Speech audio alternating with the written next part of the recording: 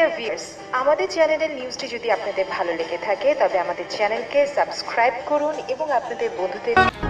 প্রিয় viewers, Saudi খেজুরের গাছ লাগান এবং অল্প দিনেই খেজুর খান। দেশে প্রায় শতাধিক সৌদি খেজুরের নার্সারি গড়ে উঠেছে। পাশাপাশি কেউ বা পারিবারিক বাগান আর কেউ বা স্বল্প পরিসরে বাগান গড়ে তোলে। এসবের পিছনে বেশ প্রভাব ফেলেছে টিস্যু কালচার।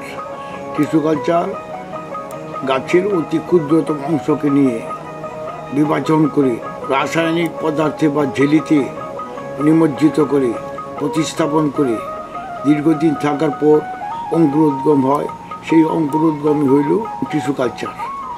এই টিস্যু কালচার মাধ্যমে লক্ষ লক্ষ কোটি কোটি চারা তৈরি করা সম্ভব, যা বীজ দ্বারা কখনো সম্ভব নয়। আমাদের দেশেও টিস্যু কালচার পদ্ধতি চালু হয়েছে, তবে স্বল্প পরিসরে।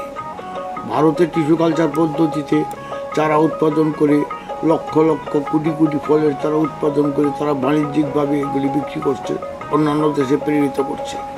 এই দেখতেছেন, এটা হলো অতুল কোম্পানির নার্সিং গ্রিন হাউস। এখানে খেজুরের টিস্যুগুলোকে অন্য রাষ্ট্র থেকে, দুবাই থেকে এনে বা আরাবিয়ান কান্ট্রি থেকে এনে এগুলো টিস্যুগুলোকে ধীরে ধীরে বিভিন্ন পাত্রে প্রতিস্থাপন করে ধীরে ধীরে এগুলোকে বড় করা হয় এবং পরে মাঠ পর্যায়ে এগুলো দিয়ে বড় বড় বাগান করা হয়। এমনকি এই টিস্যু কালচার পদ্ধতি বর্তমানে আরব দেশেও বাগানগুলি গড়ে উঠছে। কারণ সাকারের চারা এবং বীজের চারা চাইতে নিরাপদ হলো টিস্যু কালচার চারা। টিস্যু কালচার চারা গুণ হলো অল্প দিনে খেজুর ধরে, তাছাড়া সহজে রোগবালাই হয় না। মাতৃগাছের টিস্যু থেকেই করা হয় বিদায় সমস্ত গাছ মহিলা গাছ হয়, কারণ টিস্যুগুলি সংগ্রহ করা হয় মহিলা গাছ থেকে। এই যে দেখেন আমাদের 2 বছরের গাছগুলো টিস্যু কালচার এগুলোতে ফলন এসে গেছে। আপনারা লক্ষ্য করতেছেন, অল্প করে হলেও প্রতিটা গাছে ফলন এসে গেছে। এই যে দেখতে 2-1 বাঁধা করে এসে গেছে, তার মানে টিস্যু কালচার গাছ 2 বছরেই ফলন শুরু হয়। এরপর থেকে গাছ বৃদ্ধির সাথে সাথে ফলনও বৃদ্ধি হয়।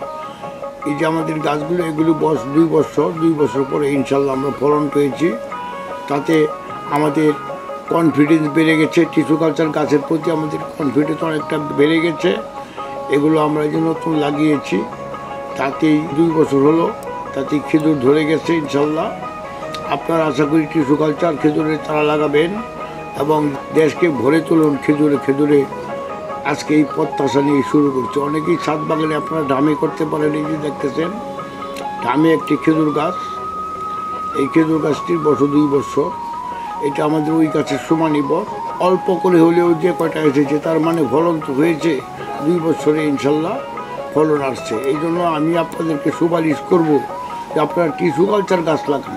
টিস্যু কালচার গাছ রোগবালাই কম, ফলন হয় বেশি এবং তাড়াতাড়ি ফলন হয়। এটার একটা গুণ হলো অতি অল্প সময়েই ফলন হয়। আপনারা হয়তো গাছগুলি দেখছেন, এই যে একটু আগে যে গাছগুলো দেখছেন আপনাদেরকে আমি দেখালাম আমাদের বাগানের যে গাছগুলো, এই গাছগুলোর বয়স 2 বছর। এই যে দেখেন বিভিন্ন সাইজের পটে এবং বিভিন্ন সাইজের পলিব্যাগে এই গাছগুলো প্রতিস্থাপন করে এগুলো এনে সংরক্ষণ করতেছে। এটা 2 বছর বয়স হলে এই গাছগুলি আবার বাগানে লাগানোর উপযুক্ত হবে, তখন এই গাছগুলো বিভিন্ন জায়গায় ওনারা সরবরাহ করে থাকে।